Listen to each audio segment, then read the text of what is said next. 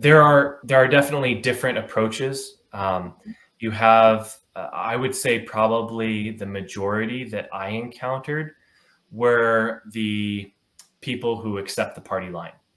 So those were the people that said, we trust the Society of St. Pius X. We trust their talking points. We believe that they have been given the authority, by God to do this, and so we're going to follow them. So they buy into the party line, and they're happy because they can go to a traditional Latin mass, and they don't necessarily really get into the politics of anything. And so when the resistance happened, and the society priests were condemning these other priests and Bishop Williamson from the pulpit, they just said, "Oh, they're a bunch of renegades, that are breaking away from the society," right? So those are the party liners.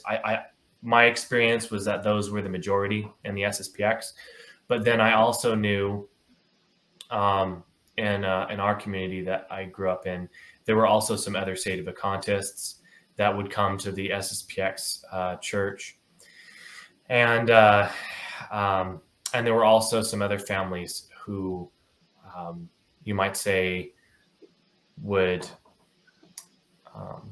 pay attention to what was going on as well. But I would say it was definitely the Sede-vacantists that caught my attention the most, because there was another family. They had boys about my age, so they were in my peer group. Spent a lot of time with them, but they were Sede-vacantists. They supported the Congregation of Mary Immaculate Queen, and they also would host the priests at their house. So because there was no chapel of the Congregation of Mary Immaculate Queen here in our part of Montana, they would offer the mass in those of us who would open our houses to them. Okay. So this other family opened their house to them. We did, and then there were a couple other people I knew as well. Okay. And I remember when a parishioner must have found out about it and told the pastor, our SSPX pastor, that we were hosting these priests. They came and informed us that we would not be permitted. We would have our key taken away to the chapel, because the families each had a key, because we would help clean the chapel or that way we could visit the Blessed Sacrament and things like that. And we were told that our key would be taken away. And so my father said, okay, well, we won't host them at our house anymore. But this other family, who were both parents, were Sede-vacantists, they handed their key in. They're like, okay, well, fine, and they just left at that point. Did they moved away physically? No, they just left the chapel. Yeah, so they would just have mass that the CMRI priest would come and offer them. But yeah, so I saw right there that kind of division. Also, my interactions, it was interesting. My interactions with my peers, the other young people who were being raised in this environment.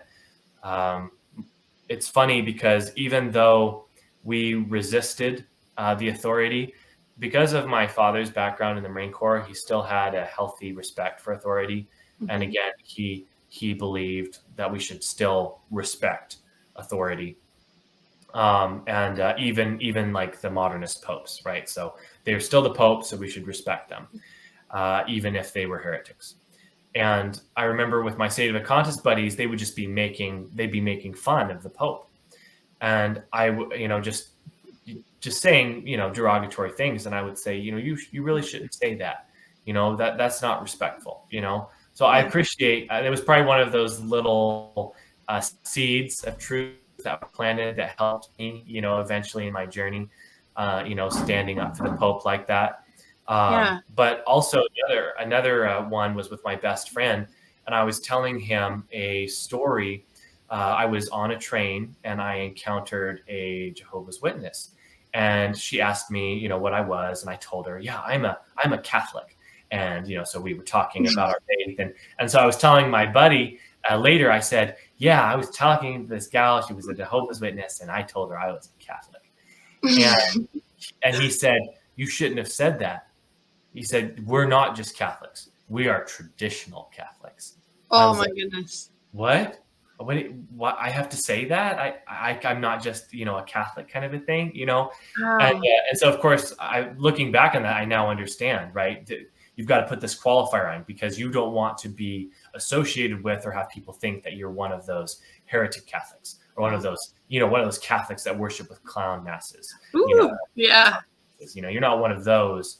You are a traditional Catholic, which means you're one of the true Catholics.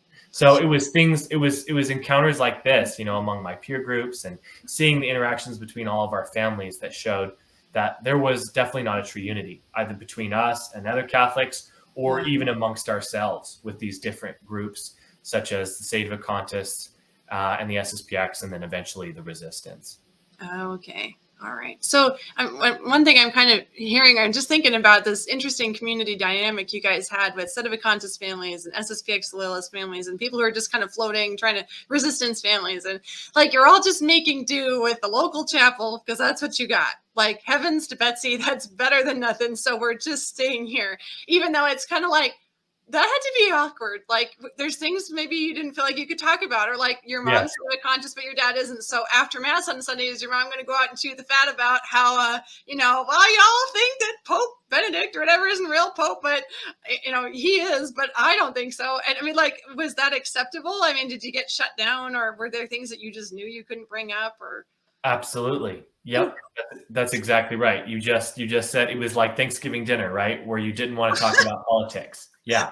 It was like, Sunday. No, if you're a Sede-vacantist and you're going to a place where it's majority SSPX who hold the party line, yeah, you aren't going to, you don't bring that up. So often what would happen, the Sede-vacantists, if they wanted to talk about, the latest heresy or the latest thing that they read on Novus Ordo Watch or whatever, they would go and have a group, right? And they would they could talk because the other Sede-vacantists, knew each other, right? So the Sede-vacantists knew each other, and then the party line, would talk, and then when there was interaction between those two groups, you don't keep talk friendly.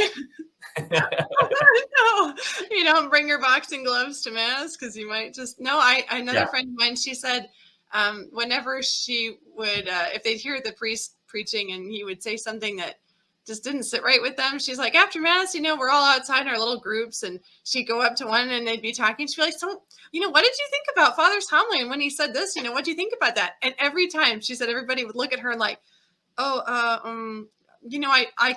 can't say I really shouldn't be talking about that. Like, they thought it was like a sin to talk about what the priest said in the homily, especially if they might potentially not agree with it. It's like they wouldn't even question it. They wouldn't even discuss it. Not even in a friendly way. Like, can you explain that to me? Like, maybe I didn't hear right.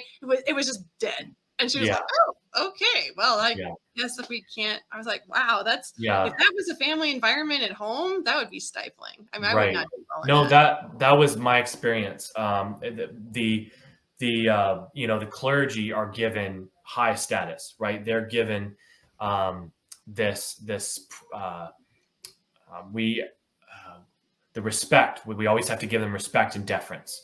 Especially because they're a priest that said, they're at a society priest, or they're, and they say the TLM, right? And so they're one of the faithful priests. And so, no, it was very discouraged to question, to question your priests, to question the authorities. Those of us, such as my parents, who would question, were looked on as, kind of outcasts. Like, you guys aren't being faithful, to the group, to the team, right? You guys are calling into question, right? Which is so weird, because Catholicism is like, traditionally, it's like it welcomes all your questions. It's not a cult. There's never a point at which you're not supposed to enter any further to, probe into things. It's like a wide open, so that right there is like, wait a second, I'm not supposed to talk about stuff. Like, this isn't, who are you to tell me that I can't even ask a question? Like, don't you want me to ask questions if I have them, and so that you can resolve them, give me the answers?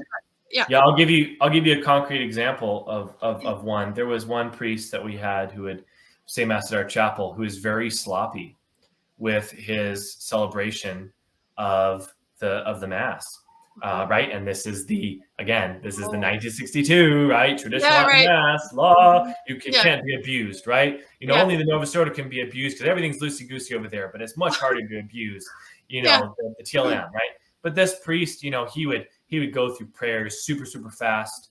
And he would often do things that were odd, such as like genuflect really hard and make everything shake, right? Because he was a big man, he was huge, and he would genuflect, boom. Oh, no. Or he would he went during the lavabo, because I would serve for him. You would offer them the towel, and he'd take it, and he'd throw it back in the server's face, and just kind of this way of doing things that was very kind of abrupt, in your face, sloppy, or whatever it was.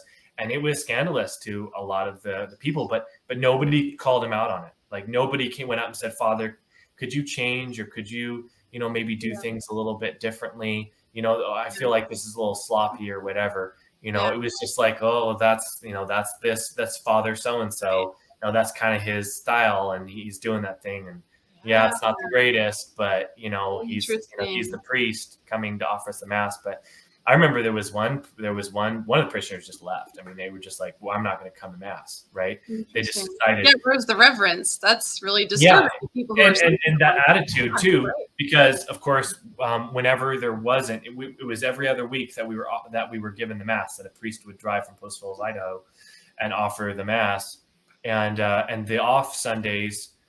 Because of course you wouldn't go to the other church to fulfill your Sunday obligation. You were dispensed because that would be harmful to your faith. So we would all come together and pray the rosary. And so of course that gives you this justification that, well, if you think something's harmful to your faith, right, then you're dispensed from the Sunday obligation. Yeah. So of course this individual that just left and wouldn't come to mass because of this priest was being consistent with that, that false teaching that because things might be hard, or you might be encountering something that's difficult in your church, that you can just leave, that somehow you're dispensed from your Sunday obligation because you think that it's harming your faith or that it's not pleasing to God.